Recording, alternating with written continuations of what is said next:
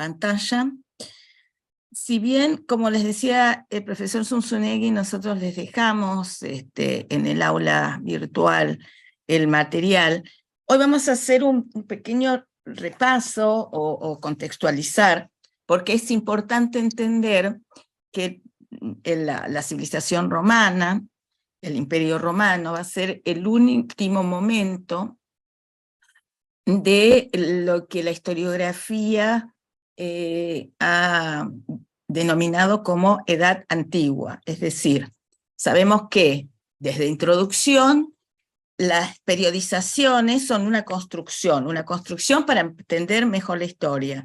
En esa construcción las periodizaciones tienen que ver, ¿no?, con encontrar momentos claves entre un inicio y un final de un periodo determinado. En el caso de Roma, que comienza siendo, primero, bueno, se funda como una ciudad, se convierte en una provincia,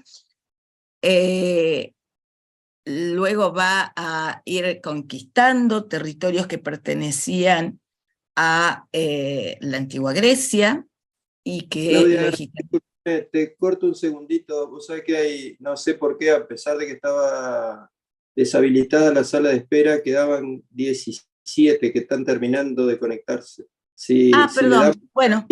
que no te corten después o no se entienda. Dale, sí, me pareció que había muy poca gente, pero bueno, pensé que a lo mejor el tema del parcial los había... Está deshabilitada la sala de espera y sin embargo habían quedado, no sé por qué, están terminando Sí, incluso está pidiendo admisión, ahí está pidiendo admitir. Pero no sé vos, pero yo estoy teniendo problemas todo el fin de semana, tuve con internet muy lento. Controlé, pero no, está efectivamente, la sala de espera está desactivada. Ahora sí, hay 98 creo que quizás, y no hay nadie más en sala de espera.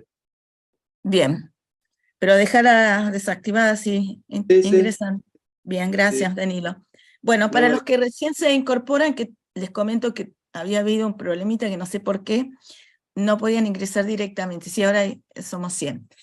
Les comento que vamos a hacer una pequeña introducción del periodo romano para entender que justamente hoy vamos a ver un punto de inflexión entre la caída del Imperio Romano Occidental, que es un momento clave para nosotros como final de la Edad Antigua y comienzo de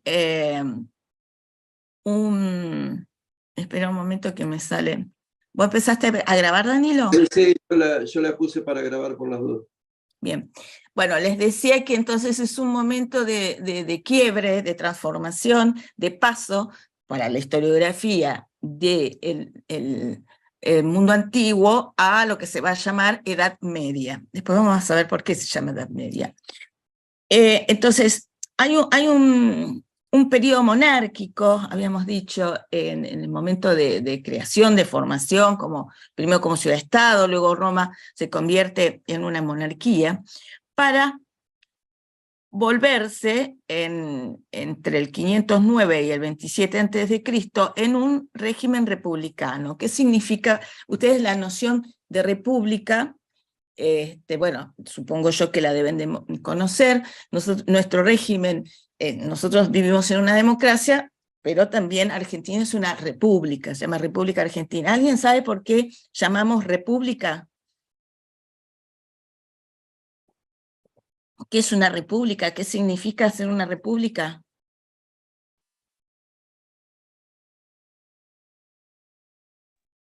Que se elige por votación al jefe de Estado. No, eso es una democracia. ¿Vieron? Hay que saber, porque nosotros este año es un año electoral, hay que distinguir entre democracia y república. ¿Puede ser porque el país está separado en provincias? No solamente eso, no es eso. Por los poderes legislativo y no me acuerdo el resto, pero que están los poderes separados. Legislativo, ejecutivo y judicial. Ustedes son adultos que van a votar este año, ¿sí? deberían saber todo esto. ¿Por qué? Porque es parte de la institucionalización de nuestro país. El sistema republicano implica división de poderes, y esas divisiones de poderes no son nominales solamente, es decir, denominarlos, sino que cada uno de ellos tiene una función, pero además son independientes, que es el bendito discusión, digamos, que cada uno, el Poder Judicial debe ser absolutamente independiente del Poder Ejecutivo para no ser corrompido, el Legislativo, es decir, el que formula, crea las leyes, el Ejecutivo es la que las ejecuta, pero el Judicial es la que revisa que esas leyes se cumplan como corresponde. Bueno, esto es importante que lo sepan porque ustedes van a votar este año y tienen que saber justamente que cuando eligen, no elegimos el Poder Judicial, sino que el Poder Judicial es una elección que no es directa.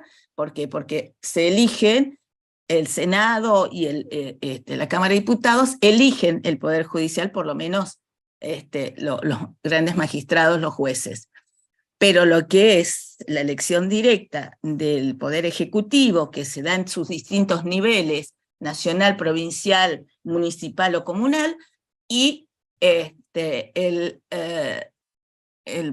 Poder Legislativo, que también es en esos tres niveles, nacional, provincial y municipal o comunal con los concejales y demás. Entonces, ¿qué es lo importante de una república? La división de poderes, y que esos poderes son los que de algún modo equilibran, ¿no? Para que no haya una monarquía, el gobierno de uno solo. Donde el rey disponía qué se hacía y qué se deshacía, ese era el que aplicaba las leyes, el que elegía las autoridades y el que ejecutaba las leyes. Entonces hacía absolutamente todo el trabajo.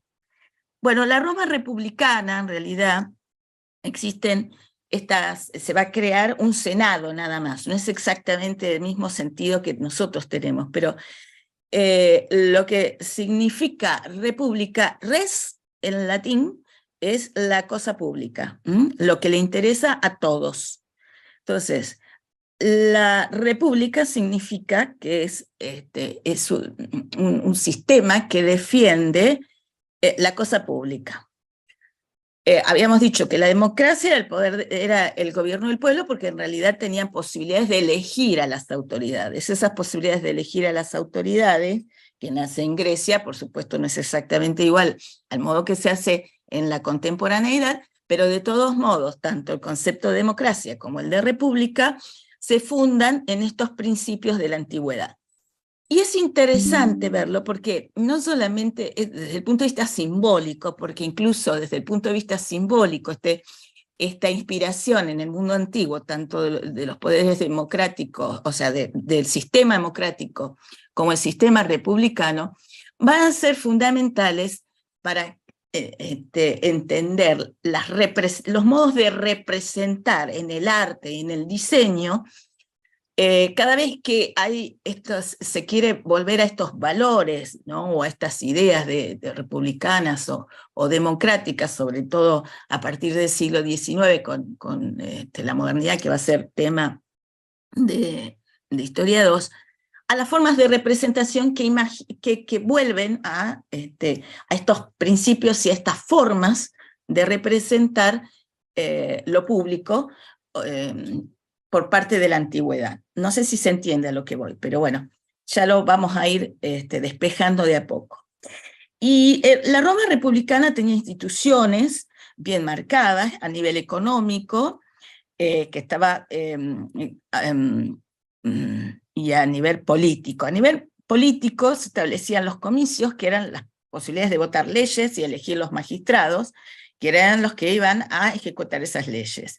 Esos magistrados estaban también a cargo del gobierno de las ciudades, y estaba el Senado, que es lo que nosotros hoy entendemos como poder legislativo, que también administraba la política exterior y la política económica. Roma era un sistema bastante organizado, a pesar de que, bueno, si ustedes ven esa serie que les recomendaba Danilo, van a ver que ese orden, en realidad, bueno, tenía algunos problemas, pero lógicamente tiene que ver también con la extensión del territorio. El territorio, Roma es, el Imperio Romano llegó a ser los más extensos del mundo occidental, y se fue extendiendo desde la propia, lo que podemos conocer como la península itálica, hacia oriente y hacia occidente. Y llegó a territorios como Gran Bretaña, hacia el oeste, y como por ejemplo Asia Menor en el oriente. Entonces su extensión, bueno, hacia el norte también, hacia el sur, el norte de África, entonces fue muy extendido. Desde el punto de vista social, estaba organizado con dos grandes grupos. Por un lado, los patricios, que eran los terratenientes, aristócratas, y los que tenían a su cargo el gobierno, y los cuales fueron elegidos los mandatarios, y posteriormente de donde se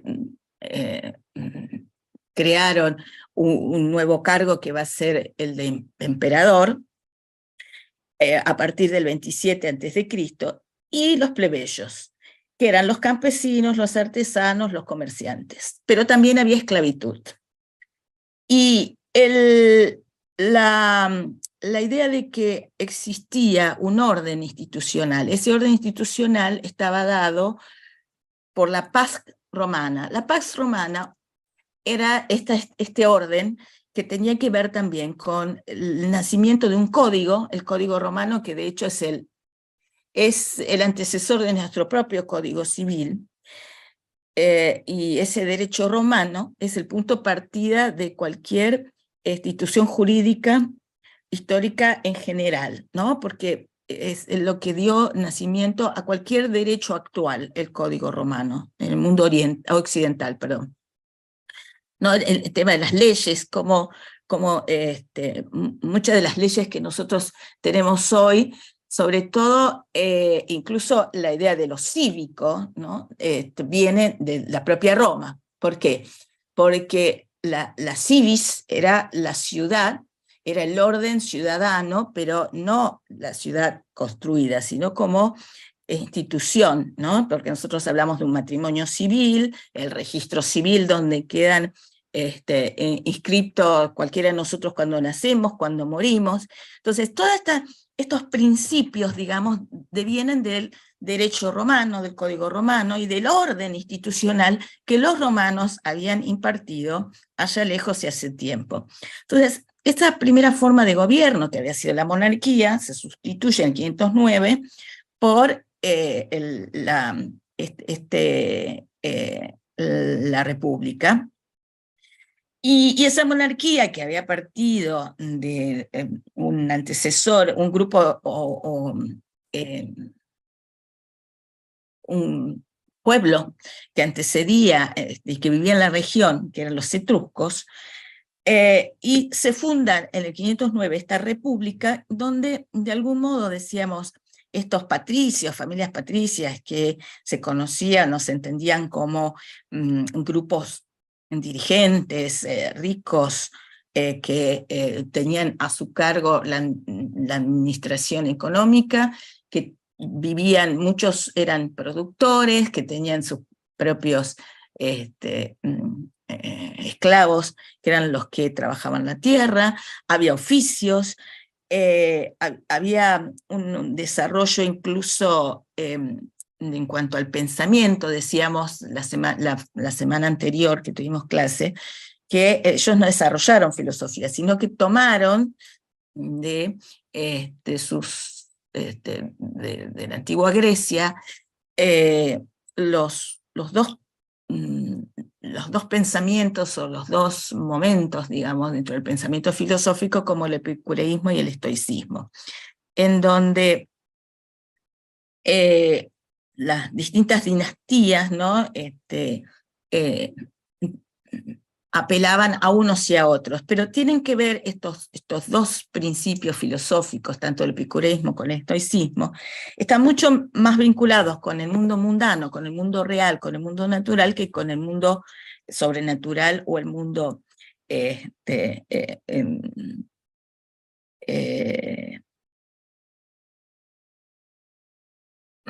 de las ideas, como por ejemplo en el caso de Platón. O sea, eran mucho más pragmáticos. Los romanos eran un pueblo pragmático, y es muy interesante cómo todo el desarrollo de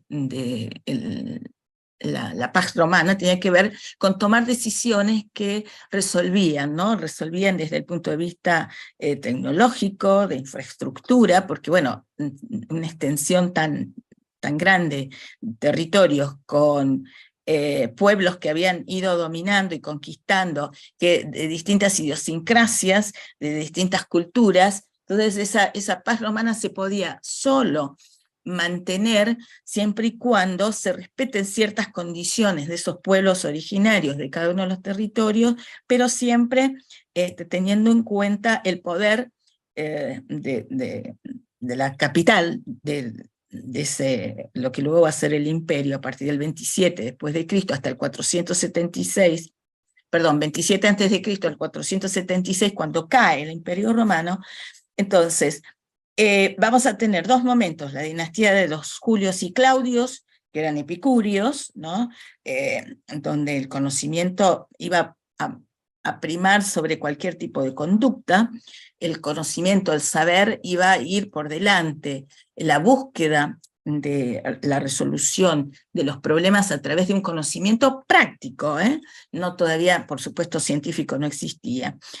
Y había, en cuanto a la producción estética, las inspiraciones también muy vinculadas con el mundo marino. Piensen ustedes que durante toda la antigüedad habíamos dicho que la cultura se desarrolla prácticamente alrededor del Mediterráneo, y es este mar el que permite la conexión, la vinculación y las relaciones entre los distintos pueblos, la comunicación, el desarrollo económico del territorio europeo. Y la dinastía Antonia, que es entre el 161 y el 192 después de Cristo, van a apelar o a inspirarse en el estoicismo, que era mucho más moralizador y que no interesaba tanto conocer cómo son las cosas del mundo sensible, el mundo natural, el mundo real, como en el caso del epicureísmo, donde el conocimiento iba por delante de la toma de decisiones o de la conducta, sino que cómo debemos conducirnos para vivir en este mundo mundano. Y esta idea, digamos, de los romanos, que ni siquiera filosofaban, sino que tomaron, sí, algunos, Marcos Aurelio, por ejemplo, fue uno de los grandes emperadores filósofos, pero entonces eran mucho más pragmáticos, ¿no? Resolvían siempre de acuerdo a las circunstancias. Por eso es que a ver qué tenemos aquí. Por eso es que nosotros vamos a ver que, por ejemplo, en la gran extensión que Roma tiene en el territorio, iban a necesitar conectarse con esos territorios. Entonces ustedes conocen el dicho "todos los caminos conducen a Roma", porque de hecho, a partir de la necesidad de vincularse económicamente un extremo y otro del imperio, se construían rutas. Esas rutas que hoy, si nosotros vamos viajando por Europa y ponemos un GPS, vamos a ver que las rutas contemporáneas van paralelas a la ruta romana. Esto significa que si un GPS puede indicarnos el mejor camino, el más directo, el más fácil de llegar, imagínense los romanos que crearon hace miles de años rutas para poder conectarse entre un punto y otro del territorio europeo y el cercano oriente. Y cuando había que construir, atravesar un río, se construía un puente, y cuando había que atravesar territorios extensos, se construían carreteras con principios técnicos, digamos, que todavía hoy tenemos, carreteras que incluso tenían se medía, ¿no? El millario, el miliario, que marcaba unas millas, por supuesto no son las mismas, no tenían la misma medida que hoy las millas, que todavía el mundo anglosajón toma como sistema de medidas, pero sí era una forma de ir teniendo idea de las distancias. Esas rutas se construían con piedras para evitar que se atasquen, digamos, los carruajes cuando llevaban mercancías, y para que el propio ejército romano atravesara estos territorios de un lado a otro. En cuanto a las obras civiles... Profesora, Sí. antes de que siga explicando la diapositiva, me quedé en un punto anterior. Sí. ¿Podría explicar lo que es la Pax Romana? La Otra Pax vez. Romana es todo este orden institucional que te estoy diciendo. O sea, la Pax Romana es el código romano, la Pax Romana es el pensamiento filosófico, la Pax Romana es este orden que tenían que establecer, o sea, un poder muy fuerte en Roma, que era la capital primero de la República y luego del Imperio, y que establecía estas relaciones que, es decir, los pueblos que conquistaban debían tener una cierta independencia y conservar ciertas, que eran muy pocas en realidad, ¿no? Ciertas libertades, pero que tenían que ver con sus propias idiosincrasias.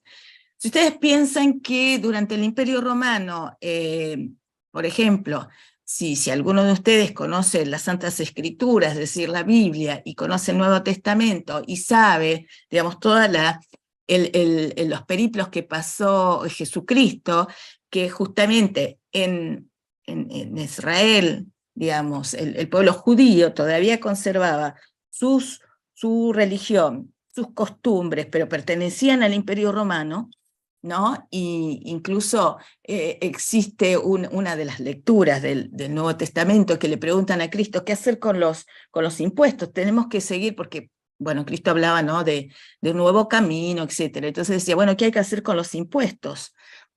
Hay que pagar los impuestos a los romanos porque nosotros somos judíos y vivimos aquí en Israel. Entonces Cristo le dice, darle a César lo que es del César y a Dios lo que es de Dios. ¿Qué significa con esto? Que los impuestos había que pagárselos a quién, al César. ¿Y quién era el César? El César era el emperador, el nombre genérico que se le daba al emperador, como si dijéramos al faraón, a los reyes egipcios. Entonces, hasta Cristo, en las Sagradas Escrituras, decía que los impuestos había que pagarlos porque ellos dependían del Imperio Romano, pero conservaban sus costumbres religiosas, y de hecho, cuando Cristo es condenado a la crucifixión, quienes lo condenan no son los romanos. Los romanos, Poncio Pilato, que era el representante de Roma, la famosa, se lavó las manos como Poncio Pilato, porque Poncio Pilato, ¿qué hizo? Tenía miedo de la sublevación de un pueblo como el judío, ¿no? Como todo un pueblo. Entonces, ¿qué hizo? Dijo, bueno, júzguenlo ustedes porque él es judío, así que ustedes se hacen cargo. Y se abrió, pero todos estos acontecimientos que, bueno, aquellos que alguna vez han leído las Sagradas Escrituras o han ido a misa o saben de la historia o han hecho alguna vez un catecismo, toda el Asia Menor y Israel pertenecía al mundo romano. Entonces, pero ese orden, ¿quién lo establecía? Los romanos, aun cuando había ciertas libertades y ciertos, porque era forma también de esa cierta libertad y hacerles creer a esos pueblos que en realidad tenían una cierta independencia, permitía mantener la paz, mantener el orden, porque si no se les sublevaban estos pueblos. Entonces era muy importante dejar un grado de libertad, que en realidad esa libertad no era tanta, pero que sí permitía mantener un orden. Entonces la paz romana es este orden institucional, ¿no? Este orden cívico, que también había un código que lógicamente se imponía y ese código había que respetarlo, había leyes y aquellos que no cumplían con las leyes iban a ser condenados. ¿Se entiende ahora? Sí, también Dentro de se esa entiende paz eso. romana también era necesario, para poder tener una vinculación y un poder realmente de dominio sobre esos territorios, poder tener una vinculación directa y fluida, para lo cual había toda una serie de obras civiles que se generaron, como que yo les decía, primero grandes ciudades, algunas de esas ciudades, fueron creadas, ¿no? Que tenían también un orden a través de, van a ver ustedes en el ebook con el Cardus y el Decumanus, o sea, hasta las ciudades estaban creadas a partir de un orden que además ese orden, el Cardus y el Decumanus, tenían que ver con el orden institucional. No era solamente un diseño de la ciudad, sino que esa ciudad también tenía ese mismo orden como de cruz, ¿no? De ejes ortogonales, vertical y horizontal, que de algún modo también simboliza la cruz con la que fue juzgado y crucificado Cristo, ¿no? Entonces ese orden institucional estaba vinculado con eso.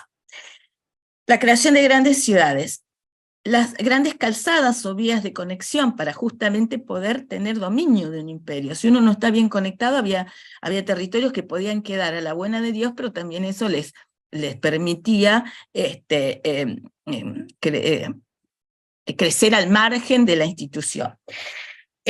Había también desarrollos tecnológicos, bueno, en la arquitectura, la bóveda del cañón corrido y la cúpula, pero sí necesitaban para estas grandes vías de vinculación puentes, acueductos, porque justamente muchas de las ciudades no tenían posibilidad de acceso al agua potable, podríamos decir hoy, y entonces desde los ríos se generaban acueductos para poder llevar aguas hacia las ciudades.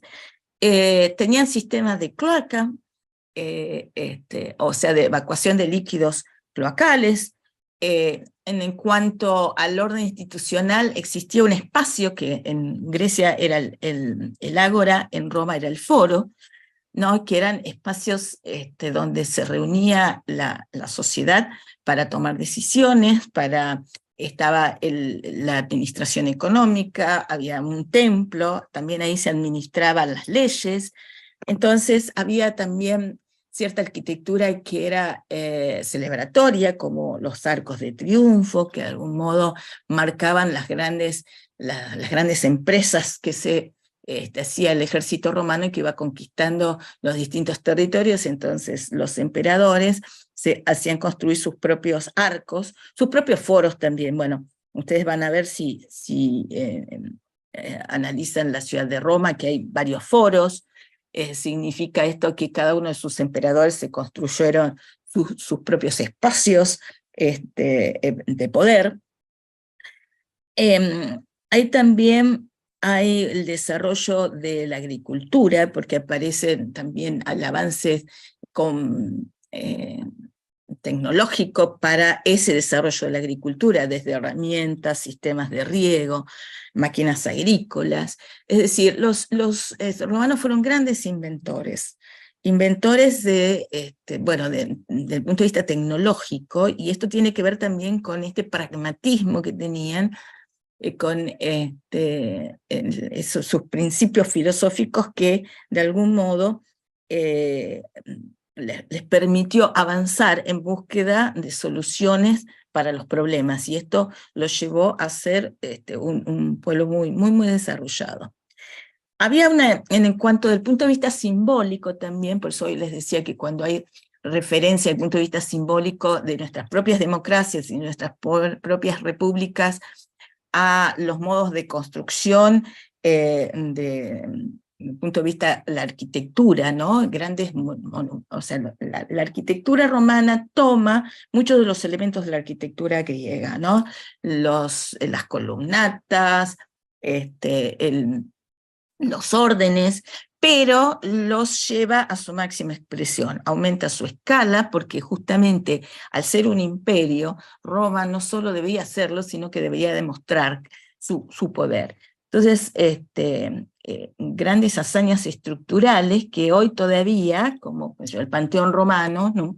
Que era un edificio que tenía una cúpula de 42 metros de diámetro, hoy todavía no sabemos exactamente cómo se realizó, pero sí sabemos que existía un material como la puzzolana, que era un hormigón con arenas volcánicas, que es muy similar a lo que es nuestro hormigón armado. Estamos hablando de años antes de Cristo o los primeros siglos después de Cristo. Entonces, el invento de materiales, el desarrollo tecnológico va a ser una de las características de este mundo romano, pero que a partir del momento de su caída va a determinar que todos estos conocimientos se pierdan.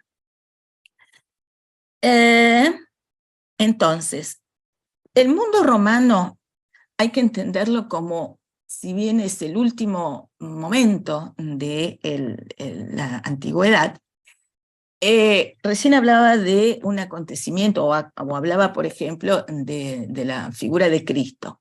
De hecho, que una de las cuestiones que debilitó fuertemente al Imperio Romano fue el advenimiento del cristianismo. Un cristianismo que justamente nace del propio seno del judaísmo, ¿no? Aparece este personaje que supuestamente es el Mesías, y que el judaísmo todavía lo está esperando, ese Mesías que para el cristianismo es la figura de Cristo, y que, como prometía un mundo post-mortem, un mundo mejor, donde bajo un sistema tan cruel como era el sistema, como era el Imperio Romano, que de hecho podemos admirar su orden, podemos admirar sus resoluciones tecnológicas y demás, pero era muy cruel, y sobre todo con aquellos territorios que habían sido conquistados. ¿Qué es lo que prometía el cristianismo? Bueno, en principio, por eso lo seguían tanto los más necesitados, los pobres.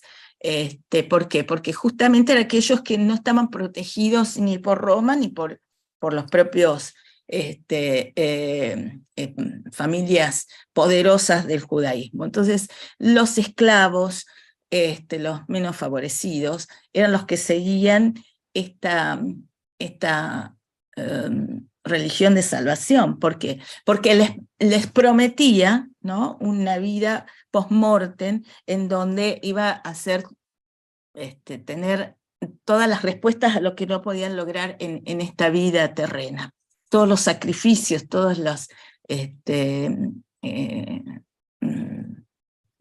más amarguras, digamos, que tenía esta vida terrena iban a ser mejores. Entonces, esa promesa de salvación era lo que llevó a tener tantos adeptos, ¿no? Entonces, esta adhesión y el crecimiento del cristianismo hizo que, lógicamente, el poder político se vaya debilitando. Además, Roma, un imperio enorme, con un poder muy grande, pero con también muchas intrigas, muchos intereses económicos y políticos, mucha corrupción, llevó a la caída. Fíjense que la corrupción siempre es la caída de cualquier imperio. Ahora, el imperio, muchos de los historiadores dicen que los imperios cayeron por el acoso de los bárbaros, y sí es cierto, pero esos mismos bárbaros que fueron debilitando desde el punto de vista de los ataques en todas las fronteras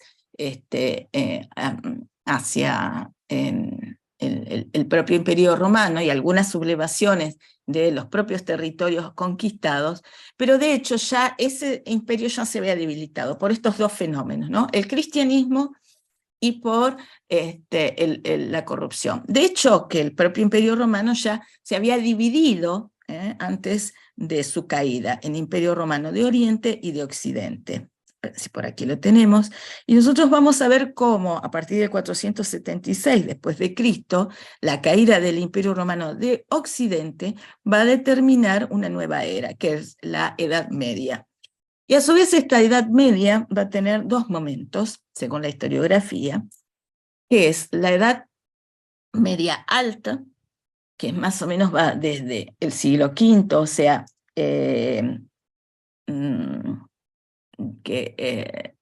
siglo V después de Cristo, hasta el siglo VIII, IX, y después no damos una precisión. ¿Por qué? Porque depende de los territorios, ¿no? Depende de los territorios porque justamente no toda Europa, digamos, coincide exactamente en este proceso, pero más o menos entre el siglo 8, 9, algunos historiadores hablan del siglo X, que se constituye lo que se llama la Edad Media Alta, o lo que se puede denominar Edad Media Alta, y del siglo X al siglo XV, la Edad Media Baja. Ya la vamos a explicar la diferencia entre unas y otras. Y desde el punto de vista del arte, nosotros vamos a tener un periodo que es el paleocristiano, el arte y el diseño y la arquitectura, que es el paleocristiano, que es un momento que, si ustedes ven allí el periodo, dice del siglo I al siglo V después de Cristo, que coincide el siglo I, ¿por qué? Porque justamente, por más que ustedes me digan, no, yo no soy cristiano, yo no soy católico, pero nuestro calendario, que se llama calendario gregoriano, antes teníamos el calendario juliano, que es el calendario de los romanos, nosotros tenemos el calendario gregoriano, y que se establece que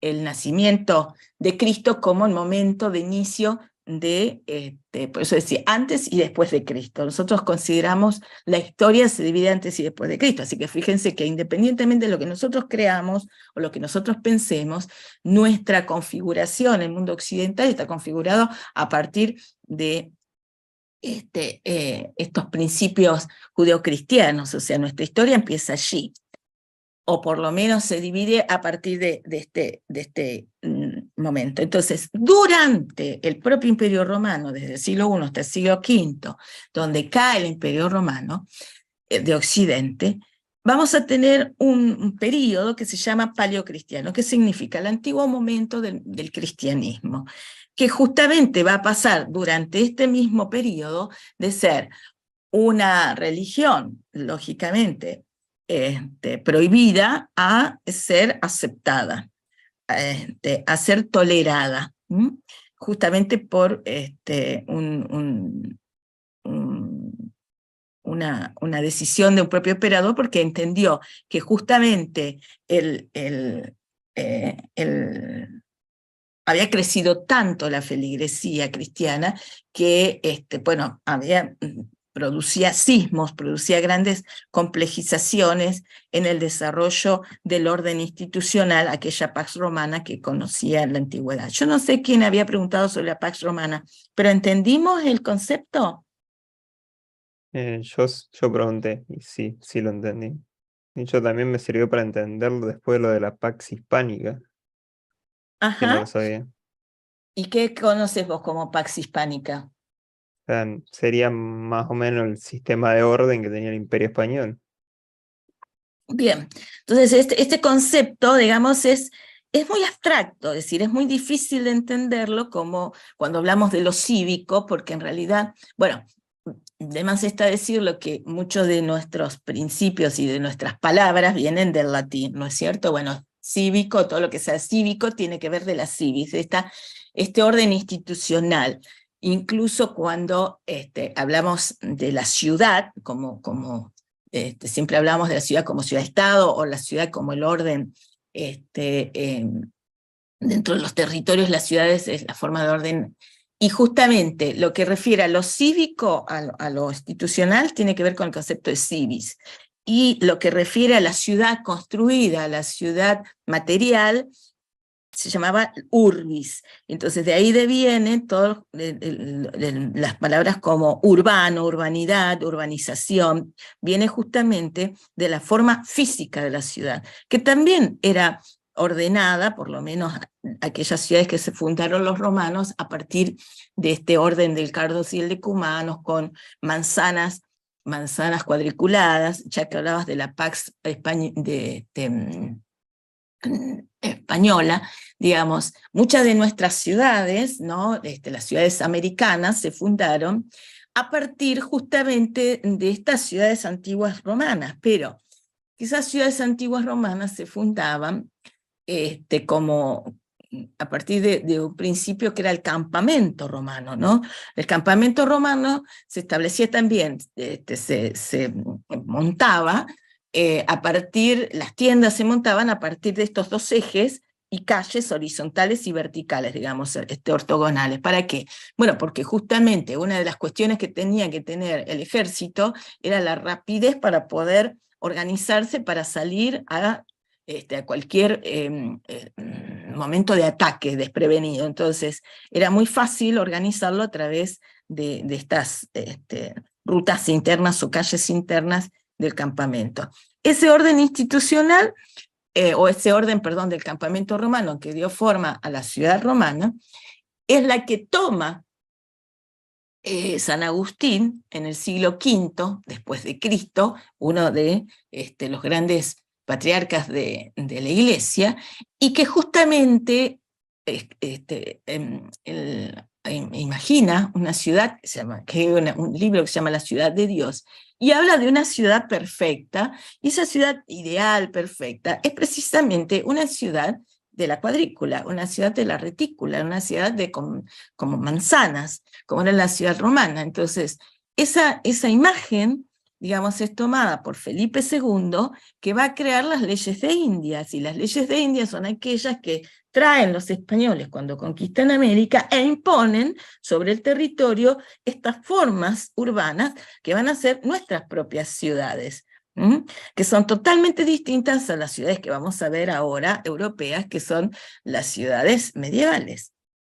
Entonces, muchos de estos principios del mundo romano que van a ser tomados por el cristianismo y que luego van a llegar a nuestras tierras, nuestra propia cultura está absolutamente vinculada con este pasado romano, desde los códigos, o sea, del código romano, del código de nuestras leyes, de nuestras formas de pensar el orden, desde lo formal, desde lo simbólico. Es decir, hay mucha relación con estas culturas. Por eso es que son parte de nuestros contenidos dentro de la historia, ¿se entiende? Además que cuando vean con el profesor Zunzunegui la semana que viene el diseño, perdón, van a ver que, bueno, de allí deriva nuestro propio alfabeto, es decir, nosotros tenemos un origen absolutamente vinculado con este mundo antiguo, y sobre todo con Roma. Y aquí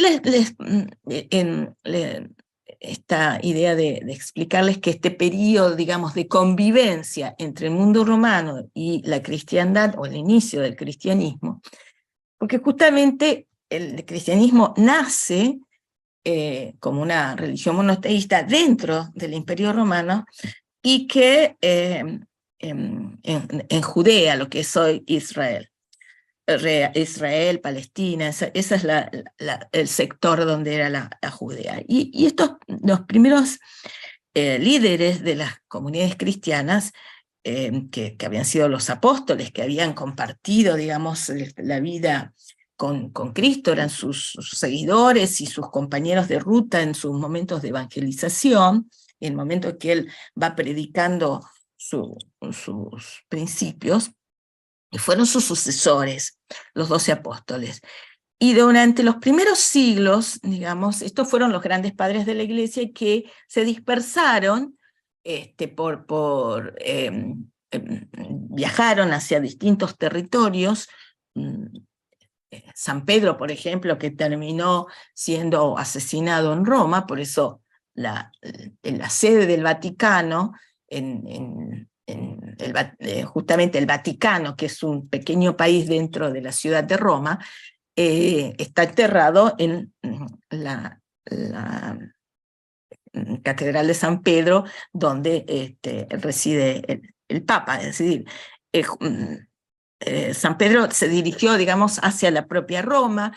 Cada uno de sus discípulos se dispersaron para evangelizar, y hasta su legalización, el cristianismo fue absolutamente perseguido, prohibido.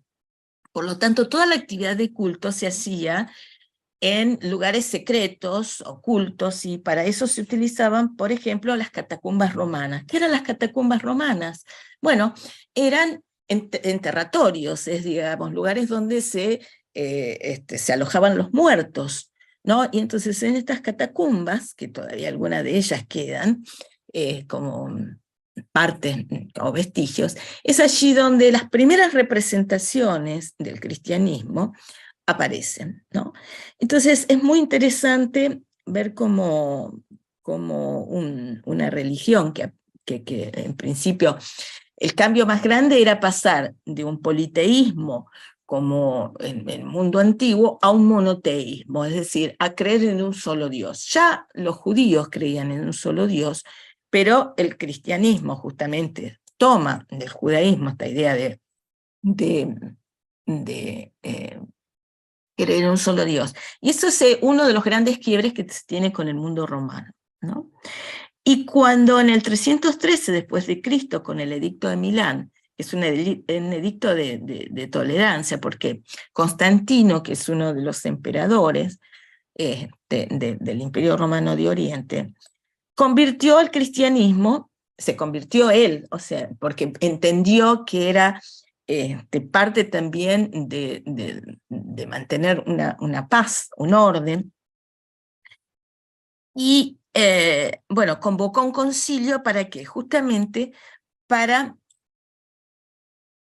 comenzar a establecer ciertas pautas, porque si yo no puedo convertir, digamos, al cristianismo, no puedo dominarlo, bueno, me convierto yo, pero ¿qué intento hacer como emperador? Establecer yo mismo las leyes. Entonces allí formuló algunas pautas que hoy todavía, por ejemplo, los ortodoxos, tanto griegos como rusos, todavía poseen, o sea, la Iglesia Ortodoxa, que es la Iglesia cristiana de Oriente, algunos de los principios que todavía mantiene. Y el arte que se va a difundir, sobre todo en el territorio europeo, incluso en la propia Roma, es el arte paleocristiano, donde las formas artísticas que se desarrollan desde el nacimiento del cristianismo hasta la caída del Imperio Romano de Occidente, lo vamos a encontrar en estas catacumbas, máximamente. Y fíjense que las formas de representación de estos primeros momentos del cristianismo, si nosotros vemos estas dos imágenes del buen pastor, creo que nosotros, por lo menos, bueno, no sé, el cuatrimestre pasado, porque yo no di las clases, pero si nosotros hablamos de repetición y diferencia, vamos a ver que hay principios, digamos, es decir, desde la aparición en el Neolítico de la agricultura como forma de desarrollo económico y también la cría de animales, la ganadería, son las dos fuentes o principios económicos de los pueblos. Y el cristianismo, ¿a quién le hablaba? ¿Cristo a quién le hablaba? Al pastor, al agricultor, por eso siempre en sus enseñanzas utilizaba metáforas que hablaban de la semilla, ¿por qué? Porque era un lenguaje que podía entender con su simplicidad los hombres comunes, es decir, cuando él habla de la figura del buen pastor, aquel que va a buscar a la única oveja que se le pierde, ¿no? y deja las otras de su rebaño, pero va a buscarla y la recupera. Esta imagen del buen pastor, fíjense que si nosotros vemos la representación, está ataviado como un antiguo romano, porque de hecho estamos dentro del Imperio Romano. Entonces, la forma de entender esta figura, ¿no? del buen pastor, aquel que va a buscar al único animal que se le pierde de su rebaño, significa que absolutamente hasta el último de sus feligreses, hasta el último de sus seguidores, independientemente que haya pecado o que haya hecho lo que sea, merece otra oportunidad. Y entonces, ese principio aparece representado en estas imágenes, ¿no? Entonces, durante todo el Imperio Romano, estas primeras comunidades cristianas que recurrieron a simbologías o formas de representación en donde se utilizan los mismos códigos que utilizaban los propios romanos, o las mismas formas de representación, o incluso se los considera como romanos. Entonces, hay una tendencia también a la abstracción, porque se crean ciertos signos y símbolos que representan el cristianismo, del cual solo iban a poder entender aquellos que practicaban la religión, para, lógicamente, mantener el anonimato. También había estas representaciones que vemos aquí, un grado de solemnidad, de jerarquías y de frontalidad, que justamente tiene que ver con las representaciones del mundo antiguo.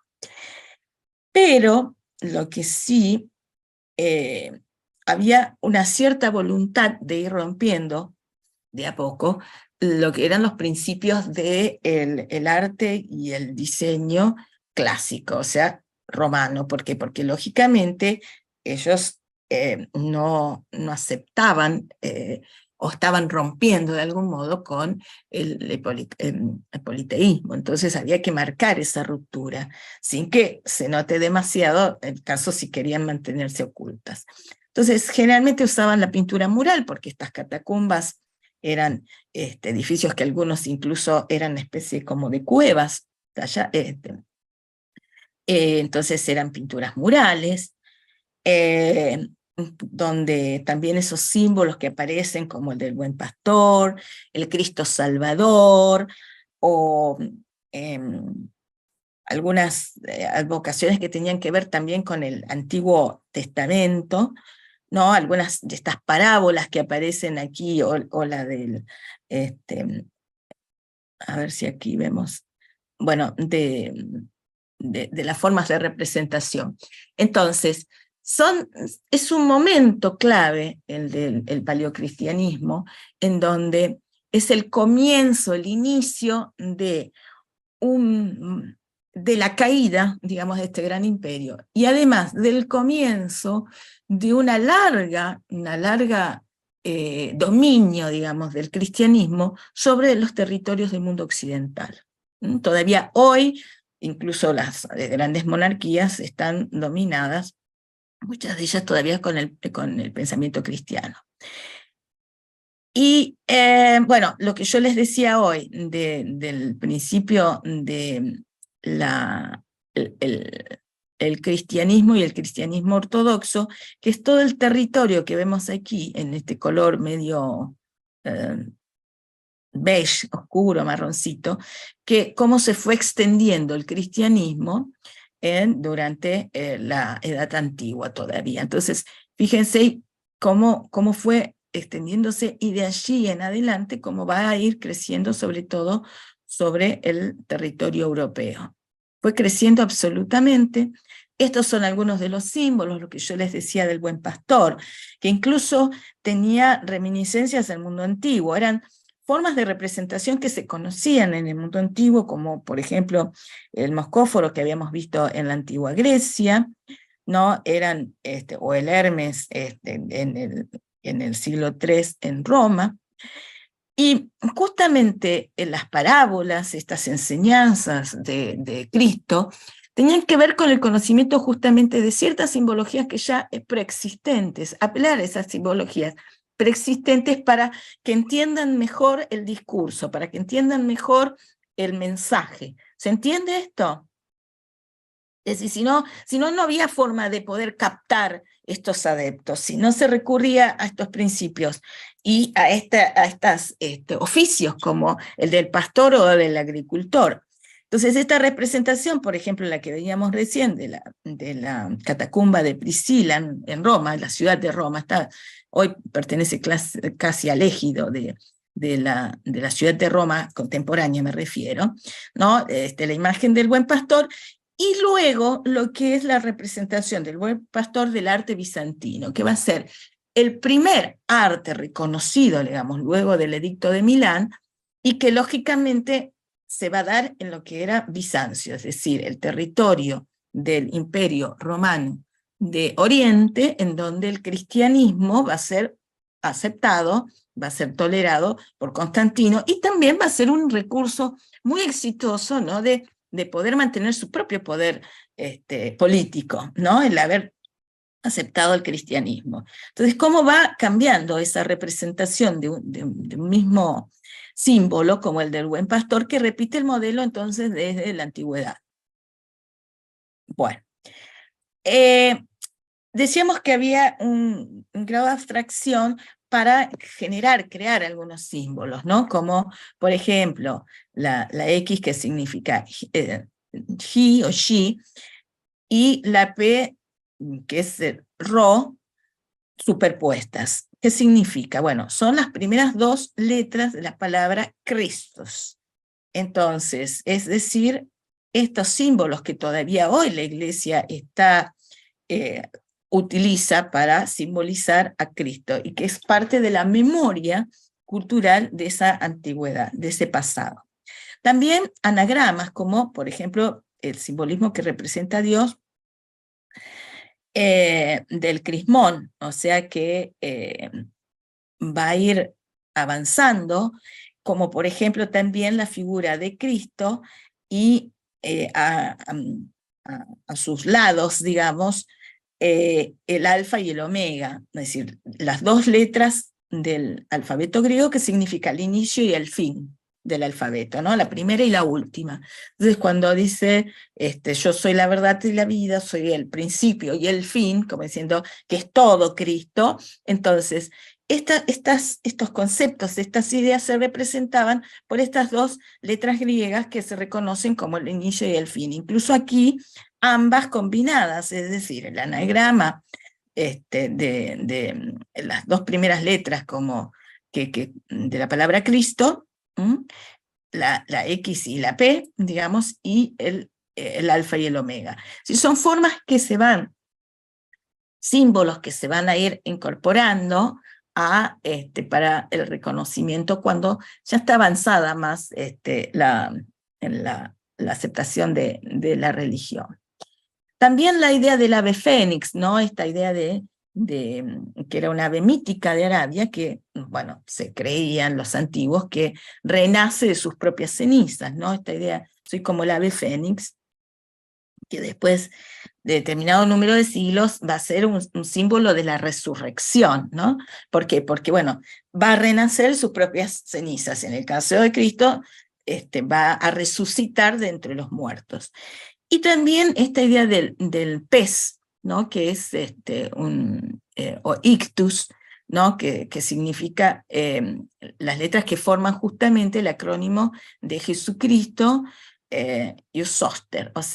Soter, o sea, que Jesucristo, Hijo de Dios Salvador, con la idea del pez. A veces era el pez solo, a veces era incorporando algunos elementos como el caso de las cruces, o el acróstico, digamos, de Iu Christus Teus Ius Soter. Entonces, todos estos símbolos que eran abstractos o que representaban algunas creencias de la antigüedad, que lógicamente se utilizan para poder representar y para que entiendan el mensaje los interlocutores de Cristo, va a avanzar a medida que, una vez que es admitida, que es aceptada la religión y que es asumida por el propio emperador, a partir de allí ya se impone esa religión. Entonces, a partir del siglo III empezaron a reproducirse imágenes religiosas en donde, las paredes de ciertos espacios que se van a convertir posteriormente en templos. Y que van a tener las formas de una basílica. Desde el punto de vista de la arquitectura, la basílica, nosotros aquí tenemos, por ejemplo, la Basílica de Guadalupe, que no tiene una planta basilical en estos momentos, pero que significaba una sola nave, o sea, un solo rectángulo, pero que estaba cargada de símbolos iconográficos, como por ejemplo la figura del Cristo triunfante, ¿no? Un Cristo triunfante, ¿por qué? Porque, había resucitado entre los muertos, había vuelto a la vida, un Cristo que como triunfante y como Hijo de Dios se lo entroniza, o sea que se lo ubica sentado en un trono, donde nuevamente a sus costados, a la derecha y a la izquierda, aparece el alfa y el omega, donde aparece ahí muy tibiamente, en este caso, un símbolo que es la figura de sus manos en una posición que va a dar lugar a, a una forma de entender esta figura de Cristo, que es el Cristo pantocrátor o el Cristo juzgador, porque a partir de esta idea de la mano, un poco flexionada, que hoy los sacerdotes, el Papa bendicen en esta forma, pero en realidad esa forma de su mano como encogida, no sé si me ven a mí, ¿ustedes me están viendo? Yo no me veo a mí misma en este momento, a ver si... Sí, Claudia. Sí, profe, Bueno, se ve bien. ven que tiene como la mano medio encogida así, 2 dedos hacia arriba. Bueno, yo no sabía por qué esa forma, y una vez hablando con un médico muy estudioso, me decía, es que cuando a la mano a Cristo lo crucifican y le clavan un clavo en el medio de la palma, el nervio hace que se encoja la mano y quede en esta posición. O sea que cuando a Cristo lo han desenterrado, lo han bajado de la cruz, su mano quedó en esta posición. Entonces se toma esa figura de la mano como la forma para bendecir, y que de hecho aparece en absolutamente todas las representaciones, tanto del paleocristianismo o del periodo de la Edad Media, digamos, ¿no? Durante toda la Edad Media. Entonces son elementos, son formas que se adoptan justamente de los que habrán podido captar cuando Cristo muere, y esta figura del Cristo triunfante, entronado, el alfa y el omega, son todas de las formas de representación todavía con una figura muy, muy icónica, con barbado, enmarcado también en una especie de arco, que va a ser permanentemente resignificado, es esa imagen de enmarcarlo, de ubicarlo sentado como si fuese un rey, como si fuese un emperador, casi como un emperador romano, o sea que era la forma de entender el poder, pero en este caso, en vez de ser un poder político, es un poder de poder vincular a los hombres, a este mundo terreno, con el mundo sobrenatural, con Dios, ¿no? Entonces son todas formas de representación que van apareciendo, y que durante un periodo el paleocristianismo va a ir incorporando o va a ir creando también su propia arquitectura, espacios que van a tener, por ejemplo, la planta en cruz, ¿no? Lógicamente esa cruz representa la forma de juzgar del mundo romano, pero en realidad tiene que ver la forma en que Cristo se entregó para poder justamente resucitar y interceder por nosotros ante su Padre. Entonces, toda esta forma de crucero que se le llama, porque es una cruz, ¿no? En el centro se ubica el altar, y las representaciones van a empezar a formar parte de las decoraciones interiores de los espacios religiosos. Y estos espacios religiosos, estas formas de representación, sobre todo, ya no tanto en el paleocristiano, sí en un principio, pero luego sobre todo en el arte bizantino, va a utilizar aquellas antiguas técnicas de Mesopotamia, que eran el trabajo hecho en mosaicos, es decir, utilizar elementos como piedras, como cerámicas esmaltadas, para poder crear estas figuras, que son piezas muy pequeñitas, ¿no? El mosaico, que configuran estas formas, representaciones figurativas, sobre todo que tienen que ver con la imagen de Cristo, la cruz, aquellos símbolos como las Sagradas Escrituras en su mano izquierda, para tener la mano derecha libre para poder bendecir, la figura del buen pastor, siempre el cielo como aquel lugar hacia donde asciende el alma de los muertos, es decir, todas las representaciones que tienen esos símbolos que van a permanecer en la configuración de esa cristiandad.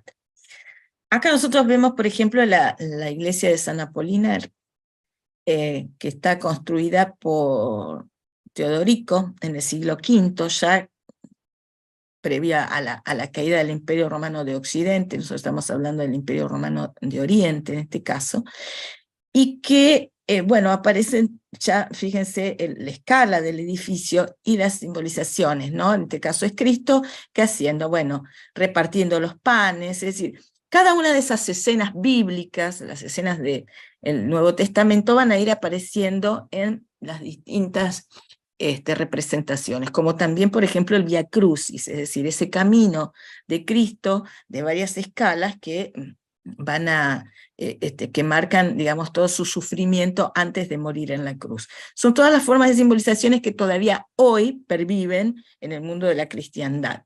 Todavía hoy están presentes en el mundo de la cristiandad. Y ya pasando a la Edad Media propiamente dicha, en cuanto a al contexto sociocultural y de formación, es muy importante entender que estamos entrando en una nueva era. Esa nueva era, se entendió esto, ¿no? Que el paleocristianismo es un momento de arte o de diseño que está muy vinculado con la cristiandad, y es el momento entre que nace Cristo, que nace la religión cristiana, y que va a ser aceptada. Es decir, es todo un momento de transición que mientras tanto todavía el Imperio Romano está en pie, todavía es Imperio Romano, pasaron 476 años y pervivía, hasta que en esos 476 años el cristianismo crece de modo tal que va a ser una de las grandes causas de su caída. Cuando hablamos entonces, ¿ustedes creen que es necesario hacer un corte o seguimos? Me parece que estaría bueno un cortecito para procesar toda la info y tengo que acomodar algunas cosas apuntadas. Bueno, y si tienen alguna duda me preguntan, porque yo hoy tengo que hacer bastante rápido todo, pero bueno, escúchenme, vamos a sincronizar. Esperen que dejo de compartir. Yo tengo las 9:16. ¿Les parece las 20, 20?